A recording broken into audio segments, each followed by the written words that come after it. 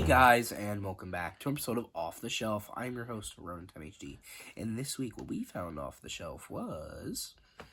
Adios, amigos!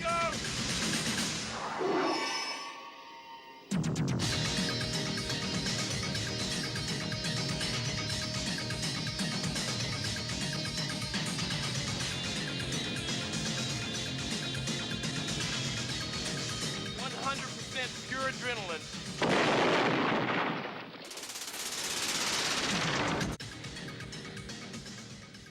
Point Break, released in 1991, directed by Kathryn Bigelow, the first ever woman to win Best Director at the Academy Awards. Not for this movie, it was for Hurt Locker in 2009. But that does not detract from this movie. But before I get into that, this film was starring, as you can clearly see on the box here, Keanu Reeves and Patrick Swayze, but also Gary Busey and Lori Petty. It is just like a straight up like action drama. All right, maybe that's a good way to describe it. Like a heist film, a crime thriller. Like maybe not maybe it is a bit of a thriller. I don't know. It's kind of hard to confuse action and thriller sometimes. However, I think this film was a really good time. I think obviously Keanu Reeves was Keanu Reeves in this movie. Like, I love Keanu, but like, let's be real, we don't love Keanu for his acting. We appreciate his acting, but he's never really been the best actor. Like, let's be honest. But it's charming, right? He's not like insufferable bad like a guy like Steven Seagal. He's like a charming bad, right? Like when he has a weird delivery, it's just like, oh, it's classic Keanu. Like, I don't know. It's just charming when he's not great at delivery sometimes. Either way, I think also Patrick Swayze, rest in peace, was also great in this movie. And I think obviously the main selling point of the film, since it's on the cover and on the back, is obviously the chemistry and the dynamic between Patrick Swayze's character and Keanu Reeves' character. And spoilers, by the way, if it wasn't completely obvious, Patrick Swayze's character is the like ringleader of the gang. So essentially the film's about like a gang of bank robbers. And Keanu Reeves is trying to catch those bank robbers, him and Gary Busey, who are partners in the FBI. So he goes undercover as a surfer, as an in to try to find out who they were. And eventually, there's a lot of stuff that happens in between, a lot of bumps in the road, a lot of good things, but a lot of bad things.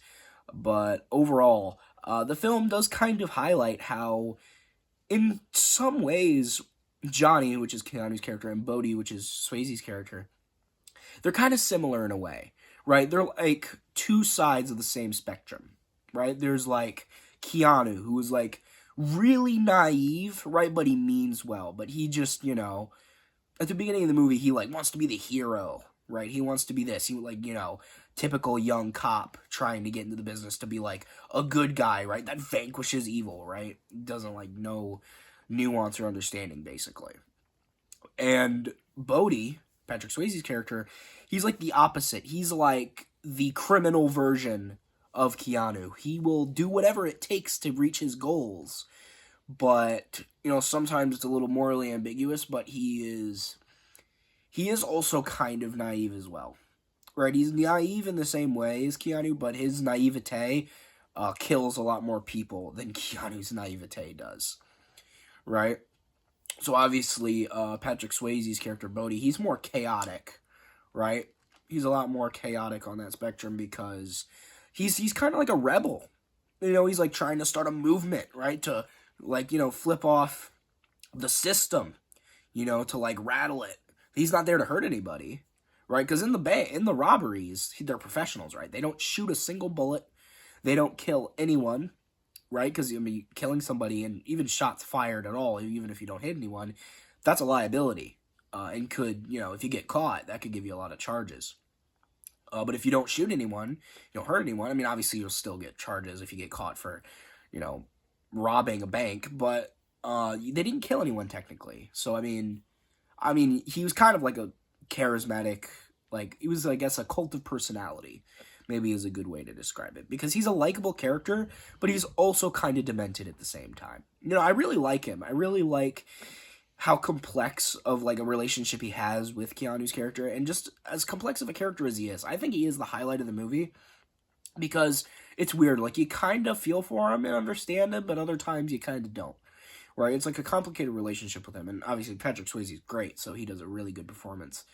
And honestly, I really love how he kind of like devolves as the movie goes on. He kind of grows more mad, with all, because I mean everything up until that point had been going swimmingly, like no plan had ever failed, and everything was crumbling before him. So he was kind of going a little crazy. Which I mean makes sense. He was a bit of a control freak. Um, but as I said, he's also kind of sympathetic because, I mean, as I said, he's kind of got a noble cause. I mean, he wants to flip it off to the system. I mean, who likes the system, right? I mean, technically, he's not robbing the people in the bank because their money is insured. They're fine. He's just stealing the bank's money, and boo-hoo, it's a bank. They can get the money back, right? But then, obviously, as he goes crazy, he starts, like, killing people, right? He doesn't want to. He says he hates violence, but then again, he still incites it. So he's a bit of a hypocrite. And as I said, he's a bit of a cult leader, but he's still endearing, which I do like. And then there's Keanu's character, who I think is also, like, I have a couple nitpicks here and there, which aren't important. Like, you can ignore them, and I usually did. I just pointed them out because I thought they were amusing. Like, there are some points in the movie where it's, like, they have, like, a police raid against these, like, drug-dealing, like, surfer dudes that he met on the beach, who beat him up, right, who beat, Keanu Reeves up. And, like, they do a raid, right? But it's not like a regular police raid. There's, like, only a couple guys there, right? And there's, like, a fuck ton of people in this building. Like, they should have way more. Maybe, like, a SWAT team, right? But they only have, like, 2 federal agents with pistols and then an undercover agent with no body armor and the Hawaiian shirt, right? With a revolver. And then they have a fucking undercover agent at a raid, and it's like, do you just want to blow his cover? It's like, why is he there? And it's like, obviously that's a nitpick, right? Like, the scene is fun, and it's enjoyable. I do love the fight scene where Keanu almost gets his fucking head shredded in a lawnmower. And I think that is also funny, because, like, the whole raid went fucking terribly, right? Like, one of the cops got shot, and, like, they were killing all these guys that they wanted alive, right? And, like, as I said, Keanu almost got his fucking face shredded, and then, like, after he almost gets eviscerated in a lawnmower, it then cuts to them in the bathroom, and Gary Busey's like, you did good. It's like, no, he didn't. That couldn't have went worse, so that's like they all died. That was probably the only way it could have been worse. Either way, again, nitpicks, right? But I just think it's amusing to point out. And there are other, like, little things in the movie like that. And I just think, overall, though, as an experience, aside from those little, tiny details, I think the film is just really fun, right? It's a dumb, fun action movie, and I think it kind of knows... I think the film, like, knows what it is. And I don't think it tries to be more than what it is, but I also think, like, it's not just a dumb, fun action movie. Like, I do think it has something to say. Maybe I'd have to rewatch it to really get the message there. With Kathryn Bigelow, usually her movies do have something to say, so I assume this one did too. Again, I'd probably have to rewatch the film to figure that out. But overall, I think it was just a really fun time. I think, it's kind of late, right? And I think this film really woke me up. I was a little exhausted. I was a little tired. And this movie was, like, it was really, like, exciting, right? There was always something going on. There wasn't really any, like, slow stuff. But, I'm just kind of rambling here. And I'm just going to say final thoughts.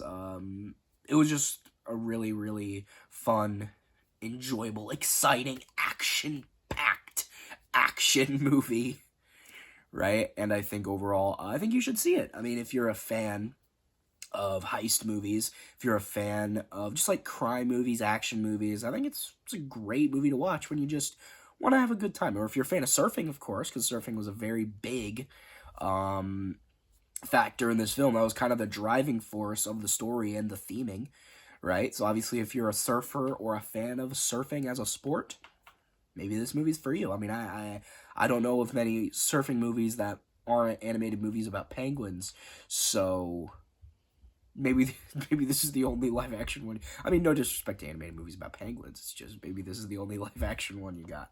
I'm not sure. Either way, I think I would rate this film. I think I'd rate this film like a 7 out of 10. And yeah, I think I've said what I need to say. I think I've said my piece. Guys, hope you like this video. Share it with friends, subscribe, turn those notifications on, comment down below on how much you liked it. And I've been RTMHD, off in 90 seconds. You know what, guys? I think I've gotten an interest in surfing movies, or surfing adjacent movies, just like surfing in it. So leave it down in the comments. What is your favorite movie that incorporates surfing in like any capacity? Leave it down in the comments. I would appreciate it, because maybe I could do like a series where I review a bunch of surfing movies. I could call it Surf the Shelf. Off the Surf. I don't know. The name's a work in progress.